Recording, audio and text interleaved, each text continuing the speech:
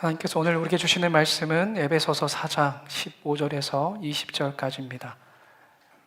제가 같이 성경으로 신약 313쪽에 있습니다. 화면을 보셔도 좋고요. 말씀 합독하겠습니다. 오직 사랑 안에서 참된 것을 하여 범사에 그에게까지 자랄지라. 그는 머리니 곧 그리스도라. 그에게서 온 몸이 각 마디를 통하여 도움을 받음으로 연결되고 결합되어 각 지체의 분량대로 역사하여 그 몸을 자라게 하며 사랑 안에서 스스로 세우느니라.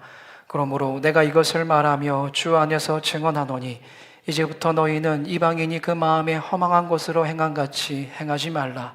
그들의 총명이 어두워지고 그들 가운데 있는 무지함과 그들의 마음이 굳어짐으로 말미암아 하나님의 생명에서 떠나 있도다. 그들이 감각 없는 자가 되어 자신을 방탕에 방임하여 모든 더러운 것을 욕심으로 행하되 오직 너희는 그리스도를 그같이 배우지 아니하였느니라. 아멘. 할렐루야. 한 주간 평안하셨습니까? 네, 목소리가 작으세요. 우리 이 시간 같이 이렇게 인사 나눴으면 좋겠습니다. 오늘 말씀 주제와도 관련되어 있어요. 예수님을 닮아가는 우리가 됩시다. 함께 좌우, 앞뒤 반갑게 환하게 웃으면서 인사 나누겠습니다. 시작. 예수님을 닮아가는 우리가 됩시다. 예수님을 닮아가는 우리가 됩시다. 네, 아직 인사 나누는 게 어색해요. 네, 그럼에도 용기를 내셔서 같이 또 인사 나누는 시간이 되었으면 좋겠어요. 하나님의 시선이 머무는 교회, 우리가 올해 표 하나님이 주셨죠. 그 표를 가지고 함께 지난 시간부터 말씀을 나누고 있습니다. 한번 지난주의 말씀을 기억해 볼까요? 하나님은 어떠한 모습이 되길 원하십니까? 우리 교회와 우리 성도들이 하나 되는 거, 그렇죠? 훌륭하셨습니다.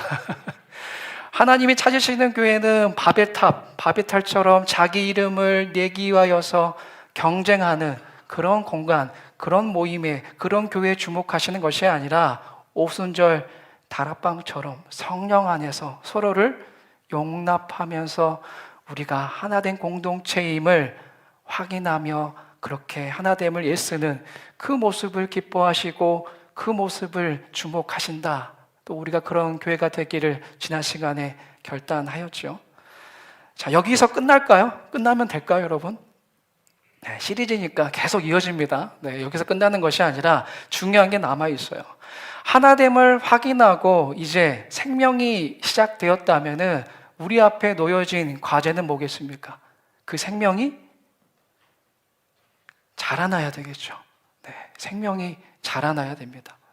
여러분, 생명이 잉태되고 태어나는 것은 너무나도 신비로운 일이에요. 하지만 생각해 보세요. 갓 태어난 아기가 1년이 돼도 10년이 지나도 늘 같은 모습 제자리에서 머물고 있다면 그것은 기쁨이 아니죠.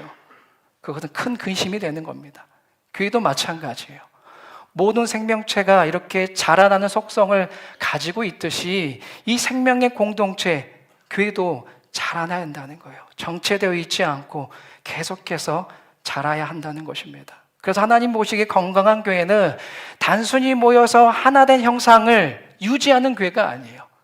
하나됨을 유지하는 것도 어렵겠지만 더 나아가야 한다는 것입니다. 성장, 어제보다 오늘이 작년보다 올해가 더 깊어지고 성장하는, 성숙해지는, 자라나는 교회를 하나님은 기뻐하신다는 거예요. 그 교회에 하나님은 주목하십니다. 그래서 오늘 우리는 두 번째 시간으로 하나님께서 원하시는 참된 성장이라는 것이 무엇인지, 그리고 성장을 가로막는 장애물이 또 무엇인지를 오늘 에베소서 4장의 말씀을 통해서 깊이 있게 나누고자 합니다.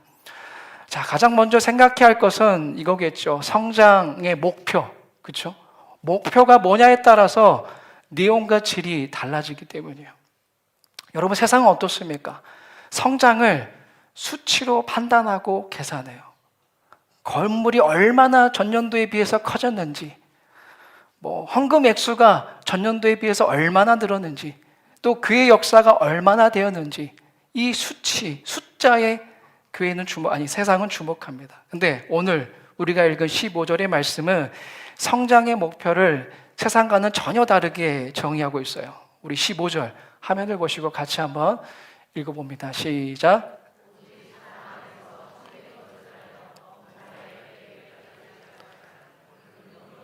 곧 그리스도라. 아멘. 자, 분명히 다르지요, 세상과는. 성경에 말하는 성장, 그 성장은 무엇입니까? 어디까지 자라야 한다고요? 예수 그리스도에게까지 우리는 자라는 것이 교회의 진정한 성장의 목표가 되어야 한다는 거예요. 그러니까 교회는 이 교회의 존재감을 교회의 크기, 교회의 돈으로 증명하는 것이 아니라 예수님의 성품, 그분의 삶을 얼마나 담아내고 있느냐, 이게 우리에겐 참 중요하다라는 것입니다. 우리는 신앙생활을 하게 되면은 훌륭한 영적 거장들을 만나게 되죠. 훌륭한 목사님이나 훌륭한 장로님들, 이런 분들을 만나게 돼요.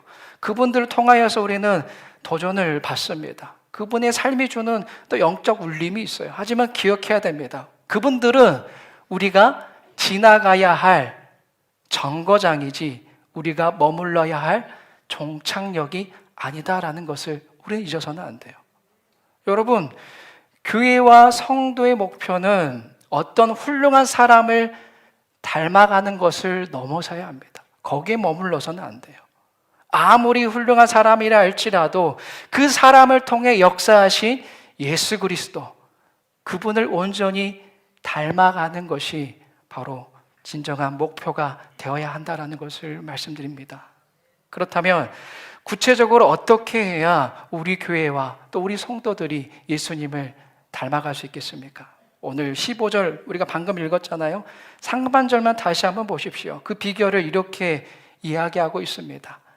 사랑 안에서 참된 것을 하여라고 말하고 있어요. 사랑 안에서 참된 것을 하여.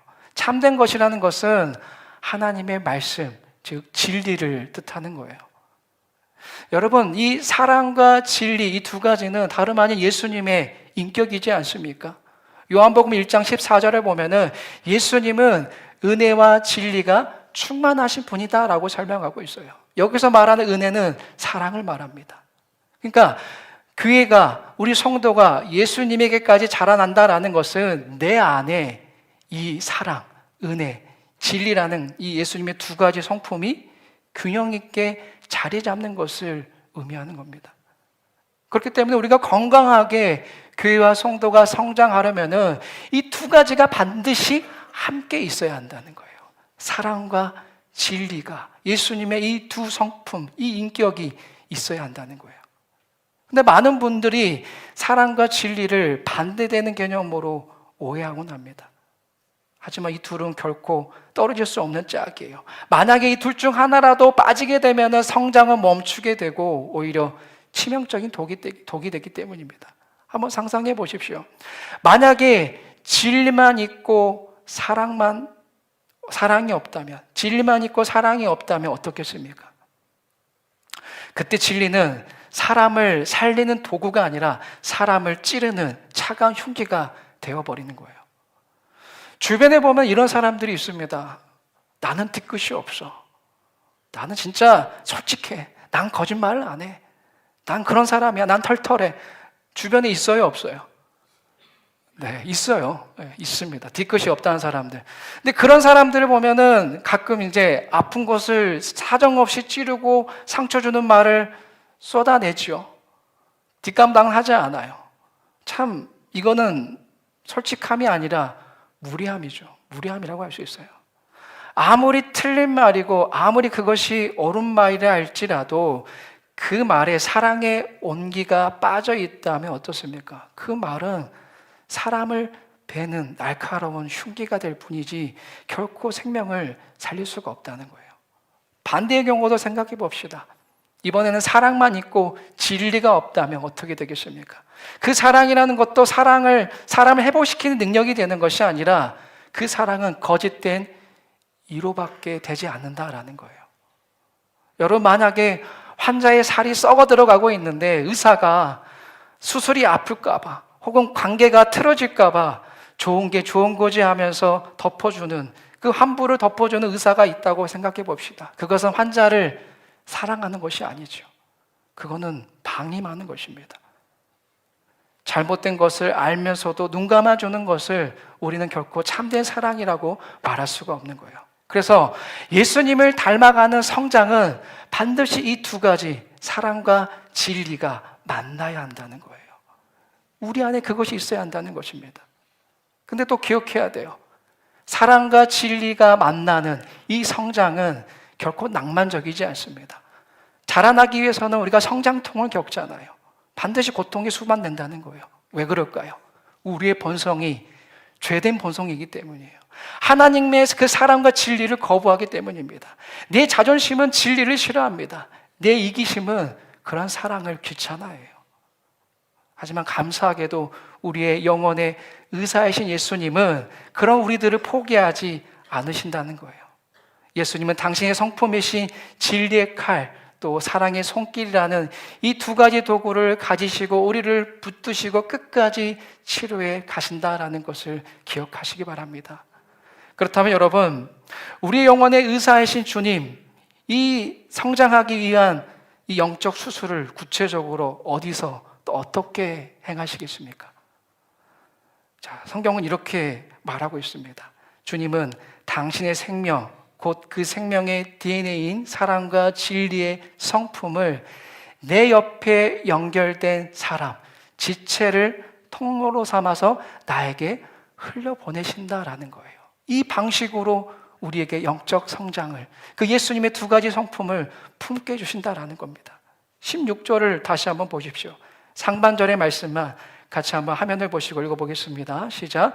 그에게서 온몸이 각 마디를 통하여 도움을 받음으로 연결되고 결합되어. 아멘. 자, 보십시오. 자, 생명의 근원은 어디서 나옵니까? 그에게서, 즉 머리 대신 예수님에게서 나옵니다. 이게 진짜지요. 하지만 그 생명은 주님에게서 나에게로 직통으로 떨어지는 것이 아니라, 말씀 보십시오. 각 마디를 통하여서, 즉 옆에 있는 지체들과의 연결을 통해서 온몸으로 흘러간다라는 사실이에요. 그럼 우리가 기억해야 할 성장의 두 번째 원리는 이것입니다. 첫 번째로 저를 따라해 보실까요? 성장은 연결을 통해 옵니다. 나 혼자서는 여러분 주님의 생명을 온전하게 공급받을 수는 없어요. 하나님은 내 옆에 있는 형제와 자매, 그들이 예수님의 사랑과 은혜를 나에게 전달해주는 생명의 혈관이 되게 해주셨습니다. 내 옆에 있는 지체가 필요하다라는 거예요. 싫든 좋든. 가끔 이런 분들이 계세요. 나는 교회 안에서 상처받는 게 싫어. 특히 사람들과의 관계에서. 그냥 혼자 집에서 조용히 말씀 듣고 온라인으로 예배드리는 것이 훨씬 은혜로워. 왜? 그곳에서도 주님을 만날 수 있으니까. 틀린 말은 아닙니다. 어디에 있든 전심으로 하나님의 얼굴을 구하면 하나님 만나주세요. 전능하신 분이시니까. 하지만 기억해야 돼요.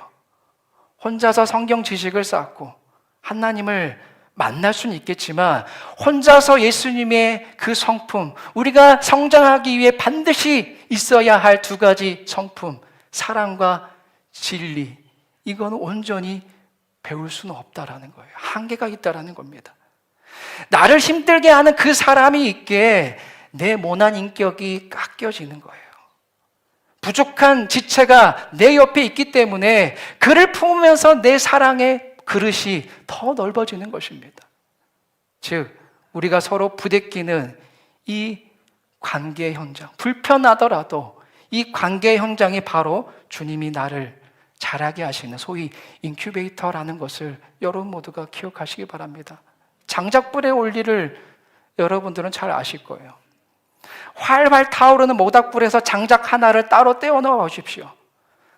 같이 있을 때는 활활 타오르던 그 장작덩이 하나도 따로 떨어지는 그 순간에 어떻게 됩니까? 불길은 사그라들게 되고 이내 차가운 재로 바뀌게 되죠. 하지만 다 식어버렸다 하더라도 그 장작이라 할지라도 다시 불타는 장작더미 속에 놓아버리게 되면 어떻게 됩니까? 다시 힘있게 타오르게 된다는 거예요. 교회의 원리도 마찬가지예요. 이게 바로 연결의 신비입니다. 내가 기도할 힘이 없을 때가 있죠. 근데 내 옆에 연결된 다락방 식구의 그 기도, 우리 공동체 모두가 같이 기도하는 그 합심 기도가 나를 숨쉬게 하는 산소 호흡기가 된다라는 것입니다, 여러분.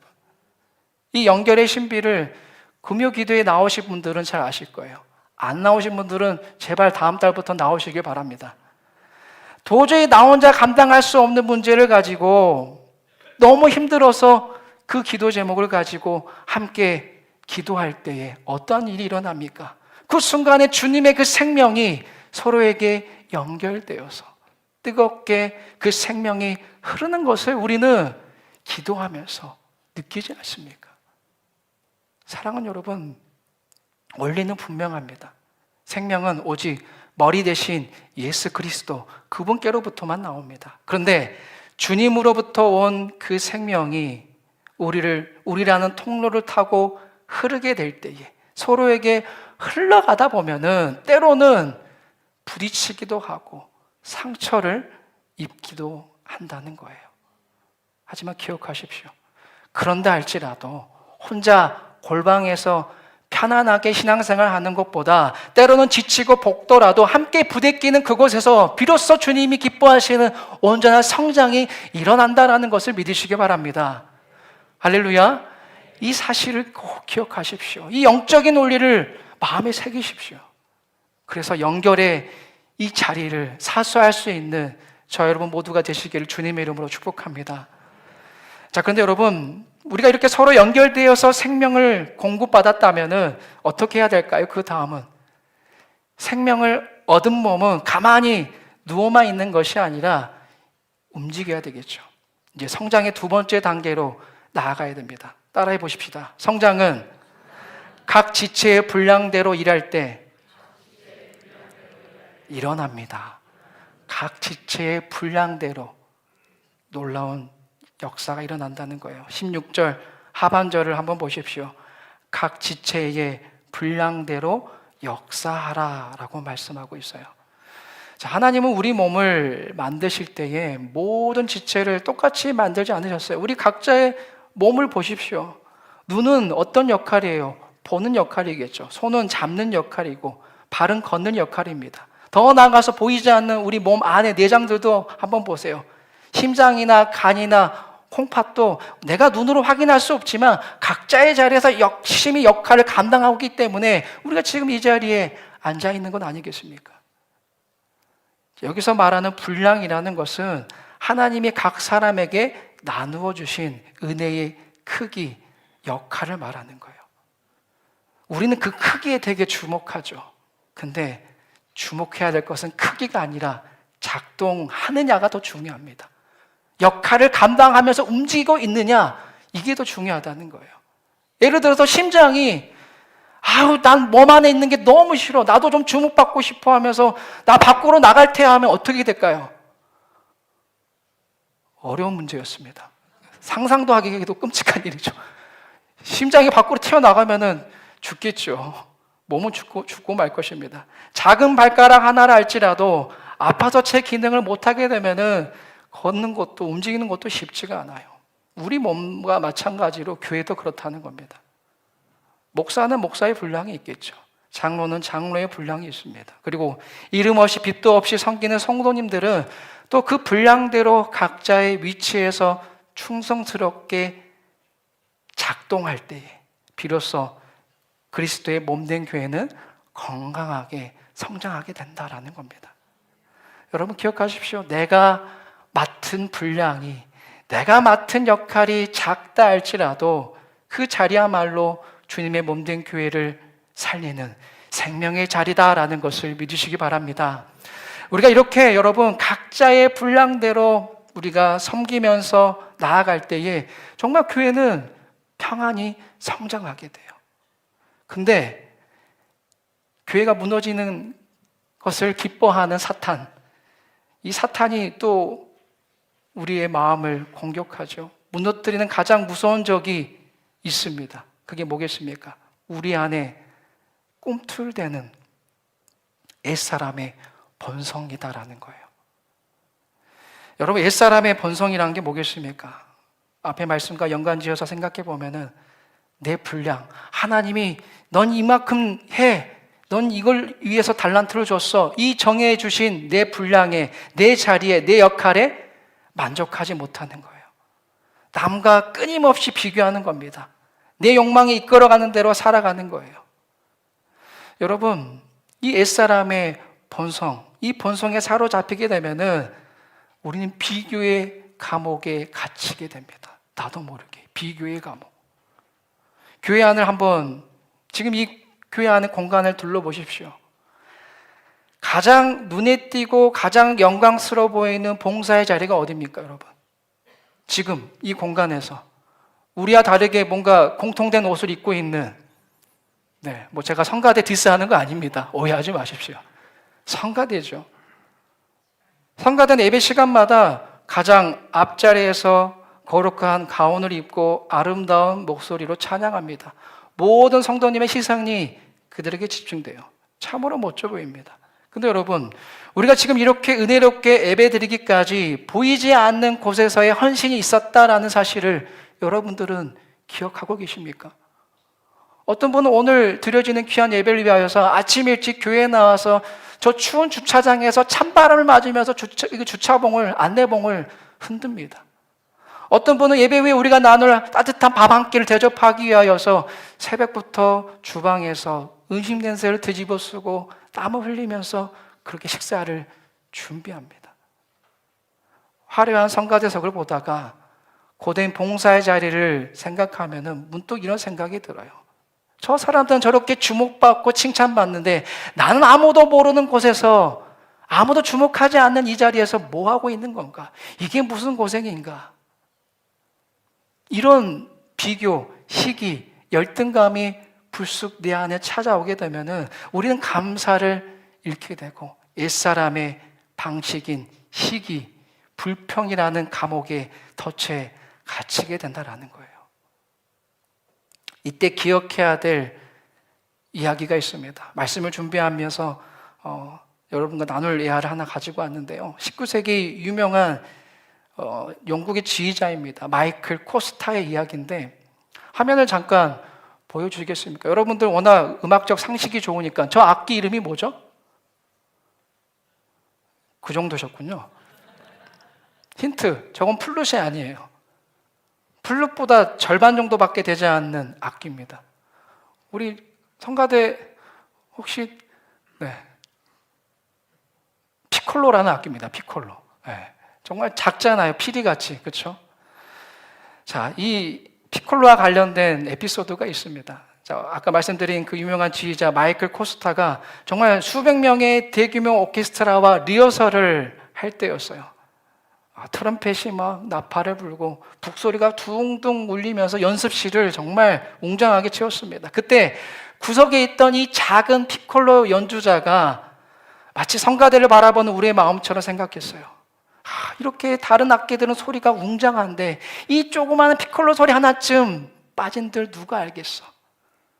나는 들려릴 수 있어 라면서 슬그머니 입에서 악기를 떼고 연주를 멈췄어요. 그때 바로 그 순간에 그 지휘자가 지휘봉을 딱 멈추고 날카롭게 외쳤습니다. 피콜로는 어디 갔나? 피콜로 소리가 왜 들리지 않지? 피콜로 지금 뭐 하고 있어? 여러분, 이것이 바로 하나님이 저와 여러분을 바라보는 시선이다라는 거예요. 사람들은 큰 소리에 주목하겠죠. 사람들의 귀에는 큰 소리만 들릴 것입니다. 하지만 온 우주의 지휘자가 되시는 우리 하나님은 다르다라는 거예요. 하나님은 주차장에서 추위에 떨면서 내뱉는 그 집사님의 작은 기도 소리를 듣고 계십니다. 식당에서 땀 흘리며 섬기는 그 권사님의 거친 숨소리를 우리 하나님은 듣고 계신다는 거예요. 사랑하는 여러분, 명심하십시오. 남의 떡을 바라보면서 시기하는 것은 오늘 말씀대로 이방인의 길이에요. 멸망의 길이에요. 오늘 19절은 그것을 욕심이라고 말하고 있습니다. 욕심에 사로잡히게 되면 우리를 영적으로 무감각하게 만듭니다. 마침내 가인처럼 형제를 미워하는 짐승의 본능으로 우리를 이끌어가는 거예요. 여러분, 이 비교, 이 시기 다 우리 안에 있었던 본성이지 않습니까? 주님을 몰랐을 때에 그 옛사람의 그 본성이 바로 비교와 시기이지 않았습니까? 언제까지 이것을 입고 계시겠어요? 옛사람의 옷을 벗어버리십시오. 화려한 자리가 아니어도 좋아요. 하나님이 내게 맡겨주신 그 자리가 작은 피콜로라 할지라도 그곳에서 여러분들 나만의 연주를 하시기 바랍니다. 서로를 부러워하지 마세요. 각자의 소리를 내는 게 더 중요합니다. 큰 소리, 작은 소리 뭐가 중요해요? 음색이 뭐가 중요합니까? 각자 주신 악기가 다른데, 각자가 감당해야 할 자리가 다른데, 부러워하지 않고 각자의 소리를 낼 때에 우리 믿음의 교회는 하나님 보시기에 가장 아름다운 교향곡이 될 줄로 믿습니다. 사랑하는 여러분, 우리가 이렇게 각자의 자리에서 정말 충성스럽게 피콜로를 연주하면은 우리 교회는 반드시 아름답게 성장할 겁니다.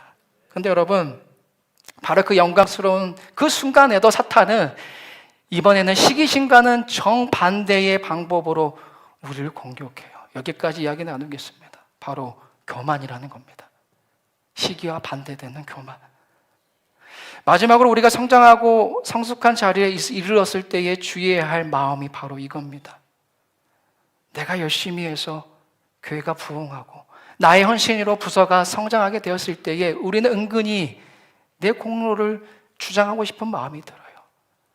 내가 다 했다라고 말하고 싶은 충동이 우리 안에 생깁니다. 여기에 대해서 이사야 선지자는 분명히 우리에게 이렇게 말합니다. 이사야 10장 15절을 세 번역으로 같이 한번 화면을 보시고 읽어보겠습니다. 시작.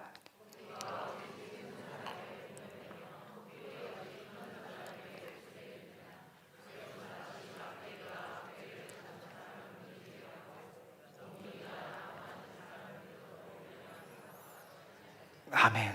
여러분 뭐라고 이야기합니까? 우리는 그저 하나님의 손에 들린 도끼, 톱, 그것뿐입니다.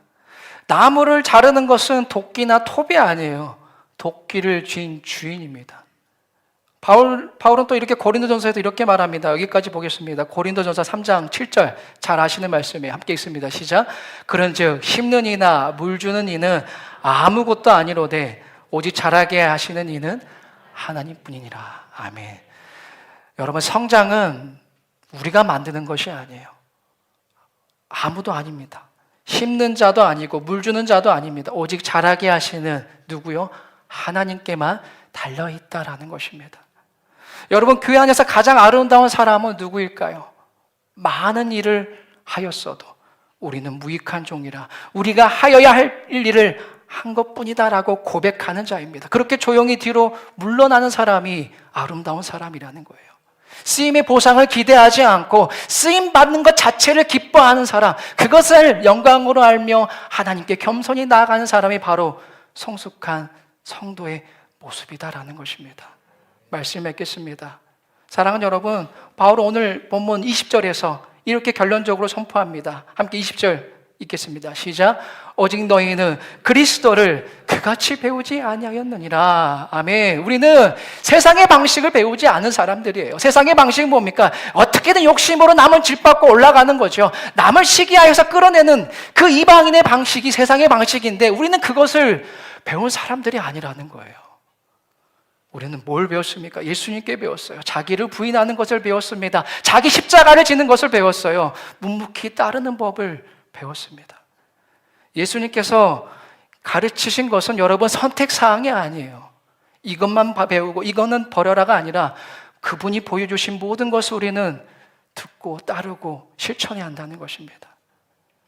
사랑하는 여러분, 아는 것에서 멈추지 마십시오. 신앙은 지적인 동기가 아니에요. 배운 대로 살아가시길 바랍니다. 2026년에는 남의 화려한 자리를 보면서 한탄하는 그런 비교의식을 버리시다. 아무도 보지 않는 곳에서도 여러분 나만의 그 피콜로를 연주하면서 어제보다 오늘도 예수님의 성품을 더 닮아갈 수 있는 우리 믿음의 교회 온 성도들 다 되시길 주님의 이름으로 간절히 축원합니다. 기도하겠습니다. 하나님, 오늘 말씀을 통하여서 우리 각자의 우리 믿음의 교회 온 성도들의 성장의 참된 목표를 다시 세웁니다. 우리의 목표는 세상의 성공이 아닙니다. 오직 예수님의 성품임을 고백합니다. 때로는 관계 속에서 부딪히고 아플지라도 그 연단의 과정을 피하지 않게 하여 주시옵소서. 서로 연결된 그 자리에서 나의 모난 자아가 깎여 나가게 하여 주시고 날마다 주님 안에서 거룩하게 빚어지는 놀라운 역사가 있게 하여 주시옵소서. 그리하여 마침내 예수님을 온전히 닮아가는 우리가 되게 하여 주옵소서. 비교와 시기를 버리고 각자에 맡겨진 이 작은 피콜로를 충성스럽게 연주하여서 우리 교회가 세상이 흉내낼 수 없는 그 아름다운 천국의 교향곡을 울리게 하여 주시옵소서. 우리 영원한 모델 되신 예수님의 이름으로 기도드립니다. 아멘.